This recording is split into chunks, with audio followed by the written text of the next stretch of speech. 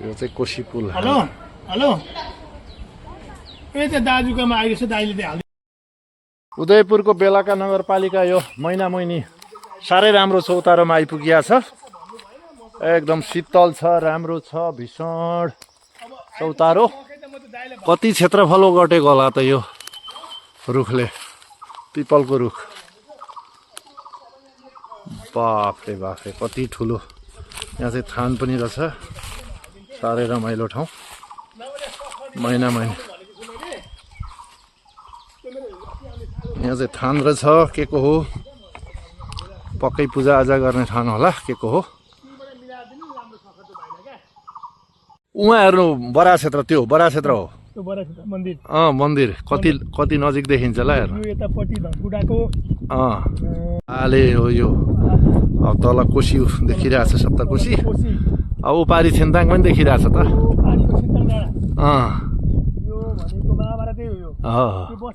जो अरुण करिडोर त्यहाँ माथिबाट गयो, माथि माथि माथिबाट। महाभारतै हो। महिना महिनीमा यस्तो राम्रो ठाउँ पनि रहेछ। छिन्ताङ देखिरहेछ। यति राम्रो ठाउँ छ है उदयपुर पनि। पारी धनकुटा, अखवाटार, यता पारी भोजपुर। अहिले हामी उदयपुरमा छौँ। त्यो धनकुटा, यति राम्रो ठाउँ छ धनकुटा भोजपुरको। मुल्कको पानी। यो त कोशी उल्टो बगे जस्तो देखिन्छ होइन त। अनि यो त पश्चिमबाट पूर्व आइरहेछ नि त। हामी चाहिँ सुनकोशीमा छौँ, यो चुहार भन्ने ठाउँमा। चुहारबाट यो पारी भोजपुर। अहिले हामी उदयपुरमा छौँ। हामी चाहिँ यो चुहार पुलमा छौँ।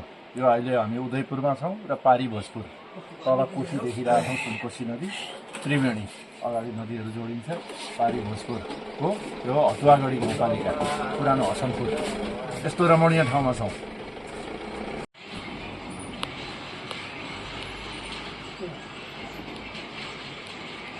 मोटरसाइकलहरू यसरी झोलुङ्गे पुलबाट पार गर्नुपर्ने हुन्छ। पहाडको कुरो यस्तो हुन्छ।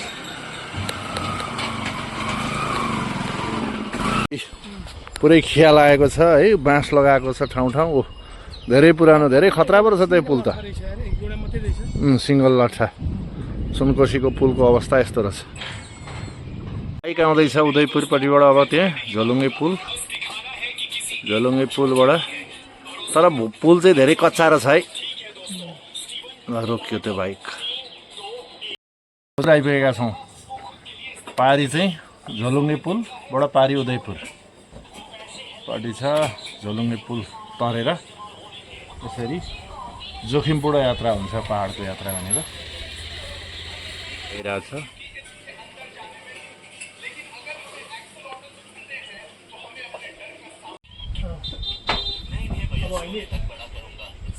दुईटा बाइक सँगै छिरे झोलुङ्गे पुलमा। एकदम कमजोर रहेछ झोलुङ्गे पुल चाहिँ, तर पनि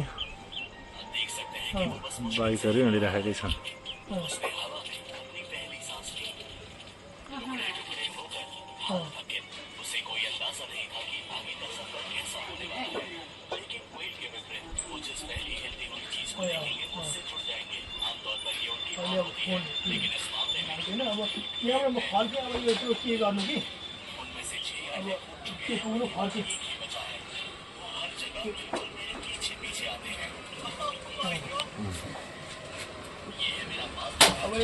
काम गर्छु भने फोन खोलिहाल्छु नि।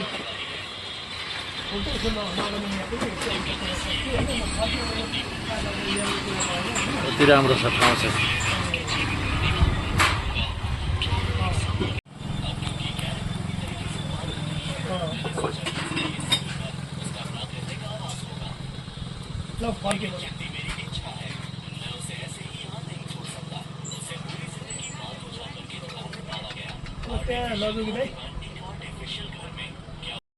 हो यहाँ चाहिँ झोलुङ्गे पुलबाट अब हामी उदयपुर जाँदैछौँ।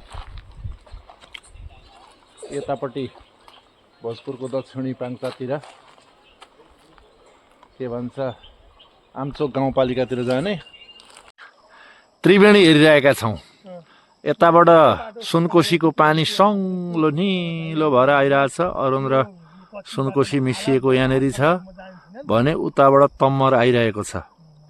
यसरी 7 वटा नदी मिलेर सप्तकोशी बनेको छ। यो रमणीय ठाउँ चाहिँ यस्तो राम्रो ठाउँ छ। धनकुट्टा उदयपुर र भोजपुरको सङ्गम। त्रिवेणीलाई हेर्नु अनि कुन नदीबाट आएको पानी धमिलो छ, कुन कुन सङ्लो छ। अरुणबाट आएको पानी धमिलो छ, सुनकोशी र तम्मरबाट आएको सङ्लो छ। होइन धमिलो भनौँ न, अरुणबाट आएको चाहिँ धमिलो हो, सुनकोशीको सङ्लो छ। तम्मर पल्लो तम्मर हो। तर अरुणले पुरैलाई धमिलो बनाइदियो तल पुग्दा ऊ भनेपछि सबैभन्दा ठुलो त अरुणै हो नि त सप्तकोशी मध्येको। त्यही भएर यो सबै नदी हो। 3 नदी 3टा नदी मिसिएर अहिले यहाँ सप्तकोशी भयो। यो सुनकोशीमा अरू 5 वटा मिसिएर आइसकेको छ। त्रिवेणी अनि सप्तकोशी त्यसरी हो। यहाँदेखि सुरु भयो भोजपुर, यो धमिलो सुनकोशी र अरुण मिसिएको। त्रिवेणीमा छौँ, यो रमणीय ठाउँ। अहिले चाहिँ हामी उदयपुरमा छौँ। उदयपुरको यो मैनामैनीको डाँडाबाट हामी हेरिरहेछौँ, त्रिवेणीलाई हेरिरहेछौँ र सप्तकोशी हेरिरहेछौँ। 5 वटा मिसिएर सुनकोशी र अरुण र तम्मर मिसिएर सप्तकोशी बनेको ठाउँ त्रिवेणीमा छौँ। मैना राजाको चाहिँ नि स्ट्याचु भएको ठाउँमा आइपुगेका छौँ हामी। यो ऐतिहासिक ठाउँ हो मैनामैनीको, उदयपुरको मैनामैनी। रमाइलो ठाउँ छ, खन्युका रुख। गाडी बाटो यहाँ मुनि छ भने यति माथि चाहिँ यहाँ यो माथि चाहिँ मैना रानीको पुरानो दरबार मन्दिर पुरानो त्यसैलाई संरक्षण गरेको देखियो। र यहाँ चाहिँ मैना राजाको चाहिँ नयाँ चाहिँ स्ट्याचु बनाएको रहेछ। यो पर्यटकीय स्थल हो तराईबाट नजिकै उदयपुरको मैनामैनी बेलाका नगरपालिका। सत्रा पुलबाट धेरै टाढा पनि छैन, बराहा क्षेत्रको पारिपट्टि हो। यहाँ भ्रमण गर्न सकिन्छ। यो चाहिँ हाम्रो बराहा क्षेत्र, बराधाम। यतापट्टि कोका खोलो पनि देखिन्छ, हो टाढा आइरहेछ। गाडी गइरहेछ, त्यो भिरको बाटो चत्रा जाने बाटोमा गाडीहरू गइरहेछ। यस्तो राम्रो देखिरहेछ अनि किन नदेखिनु हौ, कष्ट देखिन्छ नि। ओह, त्यो अरुण करिडोरको बाटो होला हो, त्यो पनि हो। बन्न बाँकी रहेछ यो पुल। बाटो साह्रै अप्ठ्यारो चाहिँ यहाँनिर हो यो बाटोमा। यता देखिएको उदयपुर, पारीको सुनसरी। बराहा क्षेत्र जाने बाटो पारिपट्टिको देखिरहेछ।